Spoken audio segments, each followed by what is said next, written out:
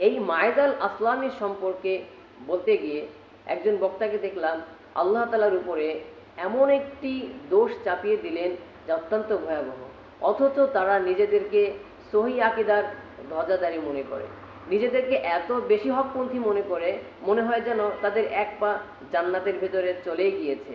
তারা অন্যের উপরে অনর্থক ট্যাগ লাগিয়ে তাদের সমালোচনায় ব্যস্ত, অথচ অন্যের সমালোচনা করতে গিয়ে, অন্যের আকিদা নিয়ে কথা বলতে গিয়ে নিজের আকিদা বিকিয়ে দিচ্ছে, সেদিকে তাদের খেয়াল নেই। আসসালামু আলাইকুম ওয়া রাহমাতুল্লাহি ওয়া বারাকাতুহু। আলহামদুলিল্লাহি ওয়াহদাহ ওয়াসসালাতু ওয়াসসালামু আলা মান লা নাবিয়্যা বা'দা। সম্মানিত বন্ধুগণ, দূরে এবং কাছে যে যেখান থেকেই শুনছেন, আশা করি আপনারা প্রত্যেকেই ভালো আছেন এবং সুস্থ আছেন।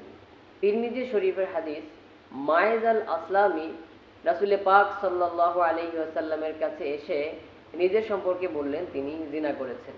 রাসূল পাক সাল্লাল্লাহু আলাইহি ওয়াসাল্লাম অন্যদিকে মুখ ফিরিয়ে নিলেন। তিনি ভিন্ন দিক থেকে এসে বললেন নিজের ব্যাপারে তিনি জিনা করেছেন। রাসূল পাক সাল্লাল্লাহু আলাইহি ওয়াসাল্লাম মুখ ফিরিয়ে নিলেন। অপর দিক থেকে তিনি এসে বললেন নিজের ব্যাপারে তিনি জিনা করেছেন। রাসূল সাল্লাল্লাহু আলাইহি ওয়াসাল্লাম মুখ ফিরিয়ে নিলেন। চতুর্থবার তিনি অন্য দিক থেকে এসে নিজের ব্যাপারে বললেন তিনি জিনা করেছেন।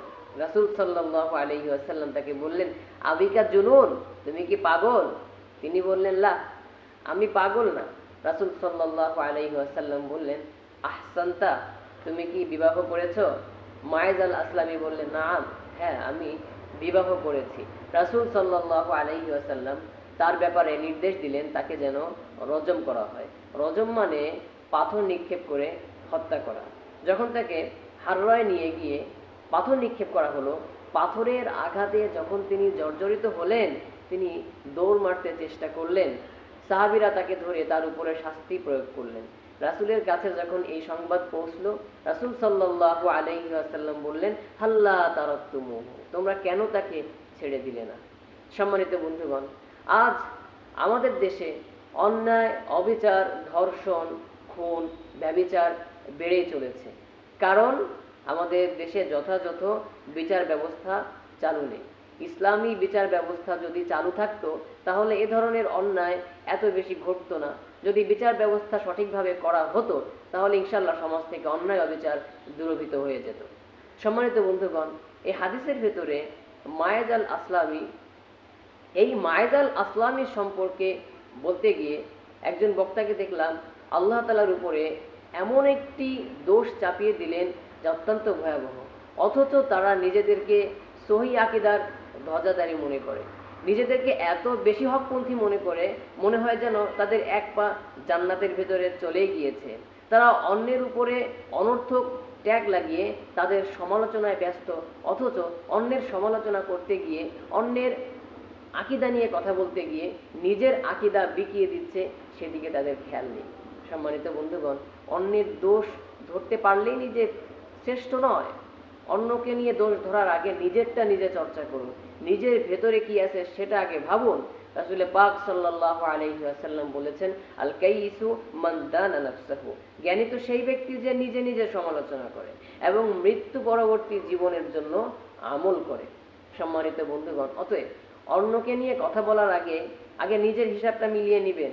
আমি কেমন, আমার ভিতরে কি, আমি কতটুকু পরিচ্ছন্ন, আমি কতটুকু পরিশুদ্ধ। এবং অন্যকে নিয়ে কথা বলতে গেলে তার ব্যাপারে জুলুম করবেন না। অবশ্যই অবশ্যই খেয়াল রাখতে হবে, যদি কেউ ভুল করে তাহলে তার সংশোধনের জন্য কথা বলতে হবে, তার প্রতি বিদ্বেষ পরায়ণ হয়ে নয়। তারপরে আমরা একটা গুরুত্বপূর্ণ বিষয় নিয়ে কথা বলি। মায়েজ আল আসলামি সম্পর্কে বলতে গিয়ে যে বক্তা আল্লাহর উপরে দোষ চাপিয়ে দিয়েছেন, অর্থাৎ তিনি বললেন মায়েজ আল আসলামি এই জিনা করার মতো না, আল্লাহ তাকে দিয়ে করিয়েছেন, নাউজুবিল্লাহ। এটা অত্যন্ত ভয়াবহ কথা। একজন ব্যক্তি নিজের সহি আকিদার কথা বলে তিনি এ ধরনের আকিদা কিভাবে পোষণ করেন? আল্লাহ রাব্বুল আলামিন কোরআনুল কারীমের ভিতরে যা বলেছেন তার সারমর্ম, অর্থাৎ একেবারে সহি শুদ্ধ আকিদা এটাই হবে, আল্লাহ তাআলা ভালো মন্দ সব কিছুর স্রষ্টা, কিন্তু কাজ উপার্জন বান্দার হাতে। আল্লাহ সৃষ্টি করেছেন বিদায় যে দোষ আল্লাহর ঘাড়ে চাপিয়ে দিবেন এমন নয়। আল্লাহ সৃষ্টি করে আপনাকে স্বাধীনতা দিয়েছেন। এই দুনিয়াটা হচ্ছে পরীক্ষার হলের মতো। দেখেন আল্লাহ তাআলা বলেছেন, আল্লাহু খালিকু কুল্লি শাই, আল্লাহ তাআলা সব কিছুর স্রষ্টা। এটা সূরা জুমারের 62 নম্বর আয়াত।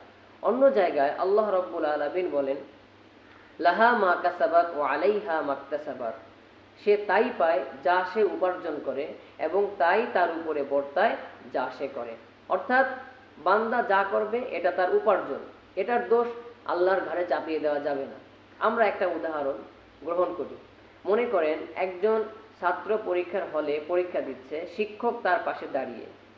ছাত্রটি ভুল লিখছে, শিক্ষক সেটা দেখছে, কিন্তু শিক্ষক প্রতিবাদ করতে পারবে না। তখন শিক্ষক তাকে বলতে পারবে না কেন তুমি ভুল লিখছো। যদি তাকে তখন এ কথা বলে তাহলে তার পরীক্ষার স্বাধীনতা থাকলো না, পরীক্ষার কোনো মানেই থাকে না। এবং শিক্ষক যে তাকে বললেন না তুমি কেন ভুল লিখছো, পরবর্তীতে সে শিক্ষককে বলাও যাবে না আপনি কেন দেখে তাকে বললেন না তুমি ভুল লিখছো। যদি একথা শিক্ষককে বলা হয় তাহলে সে পরীক্ষার কোনো আসল বাস্তবতা থাকে না। ঠিক সেভাবেই বান্দা যদি কোনো ভুল কর্ম করে, বান্দা যদি কোনো অন্যায় কর্ম করে, সেটার দোষ আল্লাহর উপরে চাপানো যাবে না। আল্লাহ তাকে দুনিয়াতে পাঠিয়েছেন পরীক্ষা করার জন্য। আল্লাহ যদি তাকে বাধা দেয় তুমি ভুল কাজ করো না, তাহলে তো কোনো পরীক্ষাই হলো না, পরকালে কোনো বিচার ব্যবস্থা থাকার প্রয়োজনীয়তা থাকে না। সম্মানিত বন্ধুগণ, আমরা অন্যের ভুল ধরতে গিয়ে এমন কোনো কাজ করব না তার উপরে জুলুম হয়ে যাক, এবং তার ভুল ধরতে গিয়ে আমরা যেন মারাত্মক কোনো ভুলের ভিতরে অন্তর্ভুক্ত হয়ে না যাই। সর্বোপরি আমরা যে কথা বলি, আমরা যে হাদিস বললাম, সাহাবীদের কোনো সমালোচনা করা উদ্দেশ্য নয়। সাহাবীর অত্যন্ত মহৎ, তাদের মতো শ্রেষ্ঠ মানুষ এই পৃথিবীতে নেই। সাহাবীদের ভিতরে স্তর বিন্যাস আছে, মর্যাদার দিক থেকে কেউ শ্রেষ্ঠ, কেউ একটু কম শ্রেষ্ঠ, কিন্তু সর্বশ্রেষ্ঠতার দিক থেকেও যে ব্যক্তি সর্বনিম্নে, তার পায়ের ধুলার সমপরিমাণ যোগ্যতাও বা মর্যাদাও আমাদের কারণেই। এজন্য তাদের নিয়ে কথা বলা আমাদের সাজে না।